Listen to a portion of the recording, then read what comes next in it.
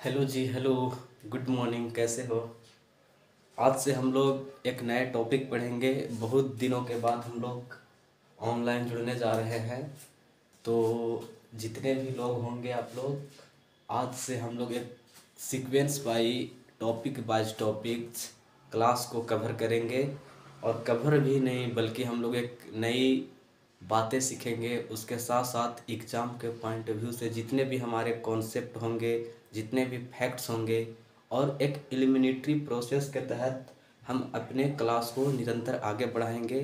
और हर दिन पर डेज 1 घंटे की क्लास होगी, जिसमें हम लोग टू द पॉइंट बात करेंगे। कोई भी बात इधर उधर का नहीं करेंगे। तो आज देखिए, जो हम प्रारंभ करने जाते हैं वो मॉडर्न हिस्ट्री यानी आधुनिक भारत। अगर आप किसी भी एग्ज़ाम के नज़र से देखें, आप आर्मी ले लें, जीडी ले लें, बिहार पुलिस जो भी ले लें, यानी ऑल जो वनडे एग्ज़ाम होते हैं वो सारी, उसके साथ साथ यूपीएससी, बीपीएससी एवं अदर स्टेट पीसीएस का बात होगा। जितने भी स्टेट पीसीएस एग्ज़ाम होते हैं, सारे एग्ज़ाम के पॉइंट ऑफ व्यू से हम लोग बातें करेंगे। बहुत ही लो से उठाकर बातों को अपग्रेड करेंगे, यानी ज़मीनी स्तर से बातों को उठाएंगे और धीरे धीरे उसे बॉटम टॉप तक पहुंचाने का प्रयास करेंगे। यानी मेरा जो ये क्लास का पॉइंट ऑफ व्यू है, वो नज़र है, वो ये है कि हम सीखें और सिखाएं। आप लोग को बहुत सारी चीज़ें हैं जो हमसे सीखने को मिलेगा। और अगर आप लोग को भी लगता है कि हम भी कुछ आउटपुट दे सकते हैं तो आपका वेलकम है। तो हम लोग स्टार्ट करेंगे मॉडर्न हिस्ट्री यानी आधुनिक भारत। और आधुनिक भारत में देखेंगे कि किस तरह से घटनाक्रम विकसित हुई और उस घटनाक्रम के अकॉर्डिंग किस तरह से भारत को गुलाम बनाया गया। गुलाम बनाने का जो बेस है वो कहाँ से स्टार्ट हुई, आखिर क्यों एक ब्रिटिश छोटी सी कंपनी, उसका नज़रिया फिर साम्राज्यवादी हो गया। वो भारत में एक मात्र तुच्छ कंपनी एक साम्राज्य की ओर मुड़ गई। आखिर वो कौन सी कारण था? तो वो सारी कारकों को हम लोग बारी बारी जानेंगे। लेकिन उसके पीछे पहले जाने कि घटनाक्रम क्या बीता। तो घटनाक्रम को जानने के लिए हम सभी को पहले यह जानना होगा कि वो कौन सी अवस्था थी। वो कौन सी अवस्था थी जो यूरोपीय कंपनियां हमारे देश में आती है और आते ही व्यापारिक गतिविधियां करती। उसके दौरान फिर वो अपना रुख साम्राज्यवादी की यानी साम्राज्य की ओर निर्माण करने की ओर मुड़ लेती है। ये सारी बातों को हम लोग जानने का प्रयास करेंगे। तो आप जुड़े रहें और धैर्य से जुड़े रहें। हम एक एक कर हम अपनी बातों को पूर्ति करेंगे ताकि आपको भी समझ में आए। आप यहाँ पे देख सकते हैं कि यहाँ पे मैप उपलब्ध नहीं है और स्क्रीन बोर्ड भी नहीं है, डिजिटल बोर्ड भी नहीं है। तो हम मैप बनाएंगे और मैं वर्ल्ड मैप बना रहा हूँ, आप लोग देखिए।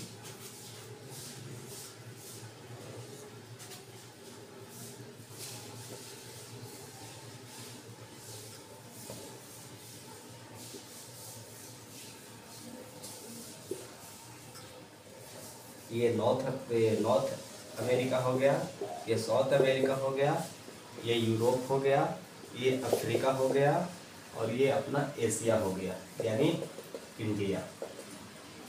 आप देखिए कि प्राचीन कालों से ही, यानी आज से बहुत समय पीछे चल जाएं, 4000 समय पहले जब इंडस वैली सिविलाइजेशन था, सिंधु घाटी सभ्यता था, तो उस टाइम से ही भारत और यूरोप के बीच व्यापार होते थे। यानी व्यापारिक गतिविधियां सैंधव लाभदायक रहती थी और वो गतिविधियां ज़्यादा से ज़्यादा भारत के पक्ष में होती थी। यानी जितने भी यहाँ पे यूरोपियन कंट्रीज होता था, आते थे और भारत के साथ व्यापार करते थे। ये गतिविधियां निरंतर बनी थी। लेकिन एक बार बात क्या होता है कि यूरोप में एक यहाँ पे एक साम्राज्य विकसित होता है, वो साम्राज्य डेवलप होता है, उसको नाम होता है रोमन साम्राज्य। रोमन साम्राज्य बहुत ही विशाल साम्राज्य, बड़ी बड़ी सेनाएं, बहुत बड़ी बड़ी प्रशासक आदि से ये निर्मित एक साम्राज्य था जिसको हम कहते थे रोमन साम्राज्य। अब यहाँ पे बगल में देखिएगा, ये अरबियन कंट्रीज है, यहाँ पे अरब सागर होते हैं और इसी अरब सागर में अरबियन कंट्रीज था, जैसे तुर्की हो गए, ईरान हो गए, मिस्र हो गया। ये सारी यहाँ पे जो कंट्री आपको दिखेगा, ये सारी के सारी जो है मुस्लिम कंट्रीज है, इस्लामिक कंट्रीज है। अब होता क्या है कि इन सभी कंट्रीजों में, इन सब जितने भी स्टेट्स था, इन सबों में गतिरोध होता था, इन सभी में आपसी टकराव होता था, एक दूसरे को कोई देखना नहीं चाहता, आदि जैसे भावनाएं थी, यानी एकजुटता का भावना एज इट इज़ नहीं था।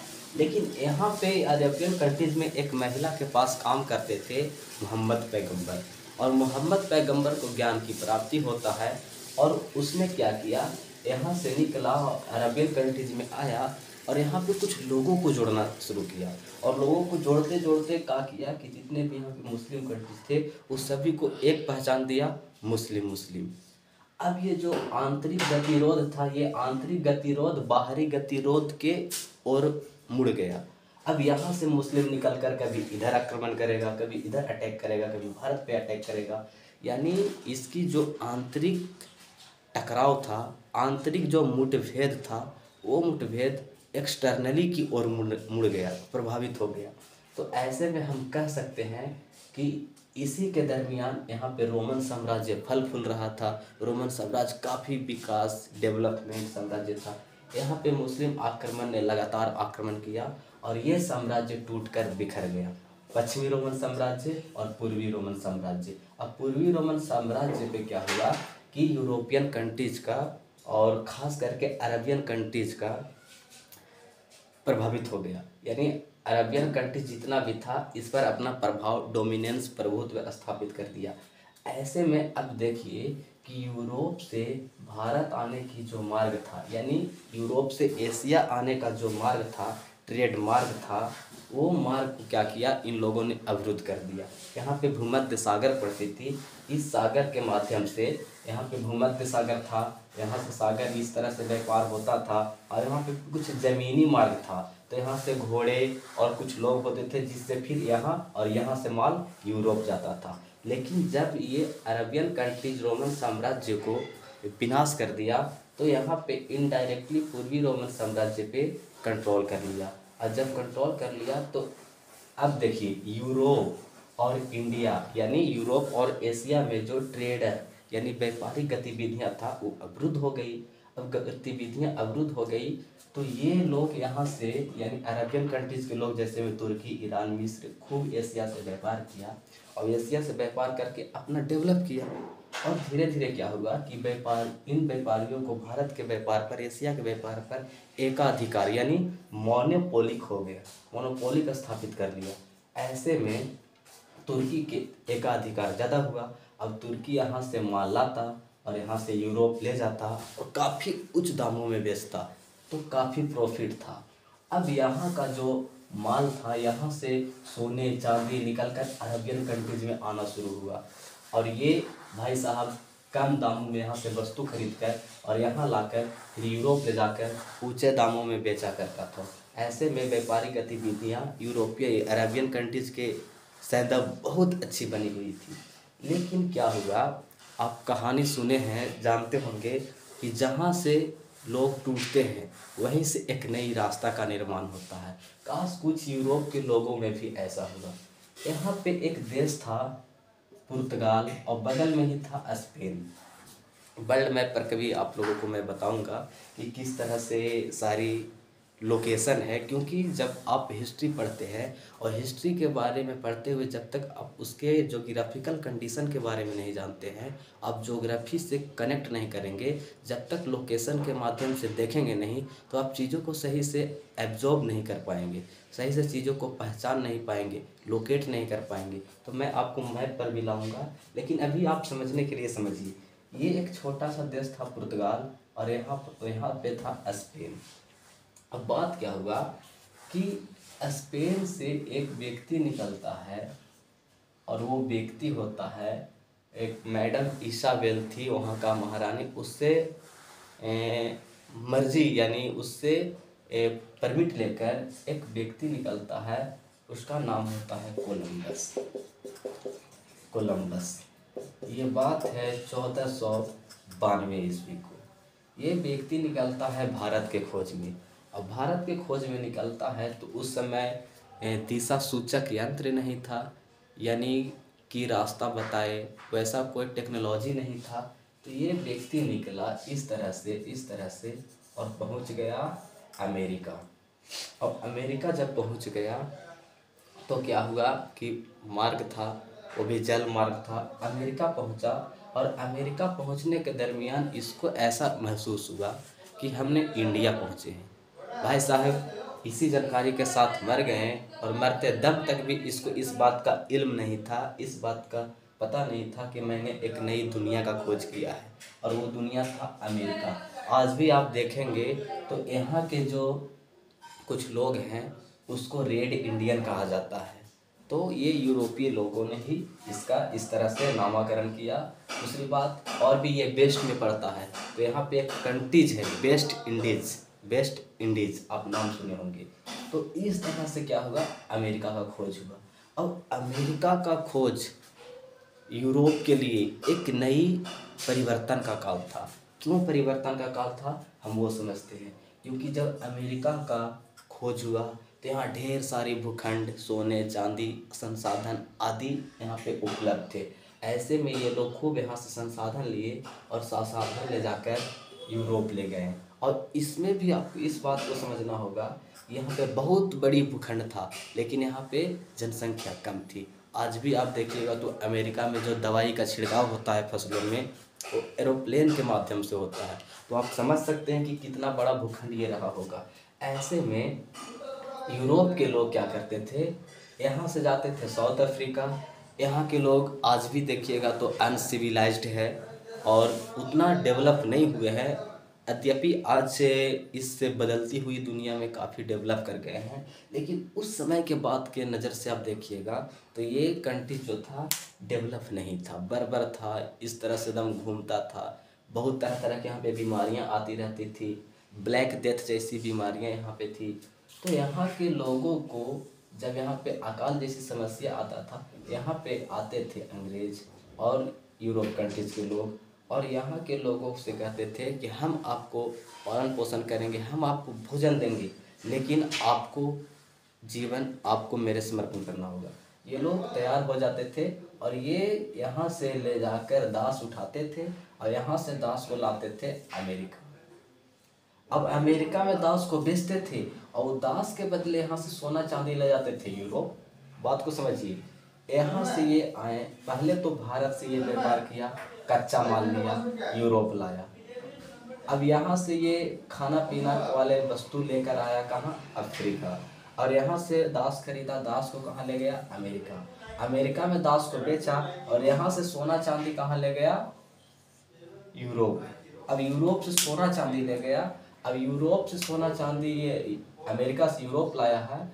अब यूरोप से सोना चांदी जितना सारा है ये कहाँ जाएगा, भारत। अब इसी के दरमियान एक बहुत बड़ी क्रांति आ गई। आप समझिए बात को। अब यहाँ से इसके बाद एक व्यक्ति निकलता है यहाँ से 1498 में, और वो व्यक्ति पुर्तगाल का था और वो था वास्को डी गामा। यहाँ से निकल के कहाँ जाता है, ये यूरोप, भारत में पहुँचता है केरल में, और केरल में कालीकट पहुँचता है। और वहाँ पे अरबियन कंट्रीज के जितना भी मुस्लिम थे और यहाँ के व्यापारी थे, उनका यहाँ पे प्रभुत्व था। और ये लोग नहीं चाहते थे कि यूरोप का कोई व्यक्ति आए और आकर इस तरह की व्यापार की गतिविधियाँ करें। एक बात और समझना होगा कि यहाँ पे अब एक बहुत ही खतरनाक पानी में जैसे ज्वाला जैसी पानी उमड़ता था, उसका नाम था Cape of Good Hope, Cape of Good Hope. अगर यहाँ पे आए और अगर बच गए तो फिर तो आपको इधर व्यापारिक गतिविधियाँ वाली सारी वो वस्तुएं हैं जो आपको उपलब्ध होगी। ऐसे में बहुत सारे लोग जो थे यूरोप के लोग यहाँ से एक नई शुरुआत किए और व्यापार भारत के साथ निरंतर एज इट इज बनाए रखें। फिर बाद में बहुत सारी ऐसी घटनाएं हुई जो कि यहाँ से सुएज नहर खुल गया और व्यापारिक गतिविधियाँ और भी साधन हो गई, और भारत से जितना भी धन था तेजी गति से यहाँ की ओर गया। तो आपको इतना समझना होगा, ये पढ़ाई के लिए आधुनिक भारत में जाने के लिए इतना सारी बात को समझना होगा, क्योंकि जब तक नहीं आप इन सब चीज़ों को समझेंगे आपको इतिहास समझ में नहीं आएगा। अब और इस बात में देखिएगा कि बहुत सारे लोगों को इस बात का आज भी ज्ञान नहीं है कि 1498 में लोग कह देते हैं कि Vasco D gamma discovered India. ये कैसे कि वास्को डी गामा ने 1498 ईस्वी में भारत का खोज किया। अब ज़रा बात को गौर से देखिए तो आप समझिएगा कि ईसा, मान लिया जाए ये ईसा है, ईसा मसीह, ईसा मसीह के जन्म के पहले, जन्म के पूर्व के समय को हम कहते हैं ईसा पूर्व, और जन्म के बाद को कहते हैं ईसवी। बात को समझिएगा, और ईसवी कहते हैं।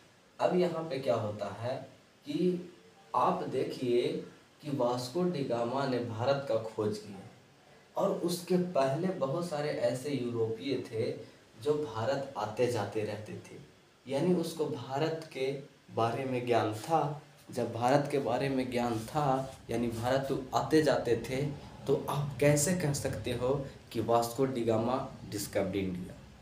ये संदेहास्पद बात है, सोचने वाली बात है कि बहुत सारे ऐसे शिक्षक होते हैं स्कूली स्तर पर, कोचिंग स्तर पर, जिनको इस बात का भी ज्ञान नहीं होता है, और वो बच्चों को इस तरह से रटा देते हैं। यद्यपि किताब भी यही लिखता है, लेकिन इस बात पर विचार होनी चाहिए कि वास्को डी गामा ने भारत का खोज नहीं किया।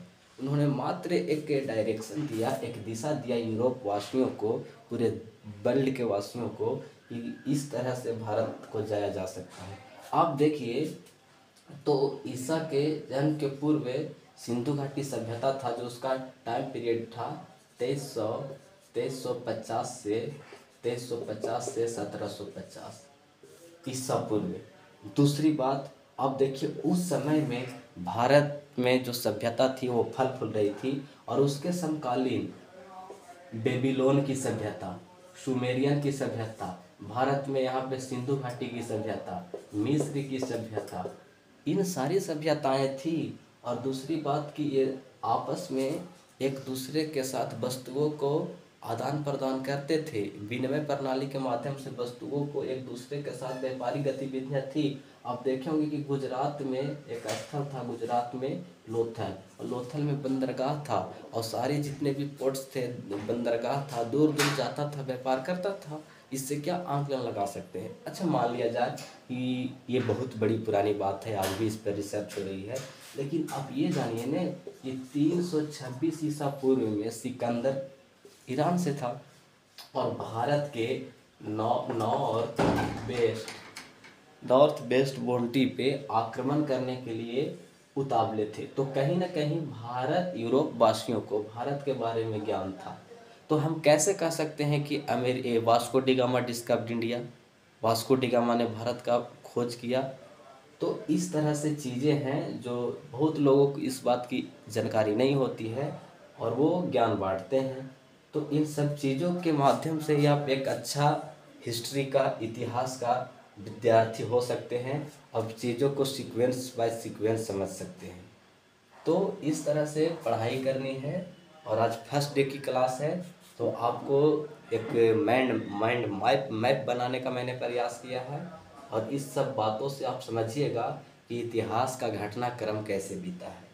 मैं 2 मिनट में इसको समराइज करा देता हूँ, और कल मैं मैप के साथ आऊँगा और चीज़ों को लोकेट कर कर के मैं बताऊँगा कि किस तरह से कौन सी कंट्रीज़ कहाँ है और कौन सा क्या कैसे है। एक बार मैं 1 मिनट में 2 मिनट में समराइज करा देता हूँ। मैंने जो अभी तक बताया है वो ये बताया है कि ये पूरी वर्ल्ड मैप है। यहाँ पे नॉर्थ अमेरिका है, साउथ अमेरिका है, यूरोप है, ये अफ्रीका है, और ये एशिया है, और ये तो अंटार्कटिका है। तो इस तरह से आप चीज़ों को समझे।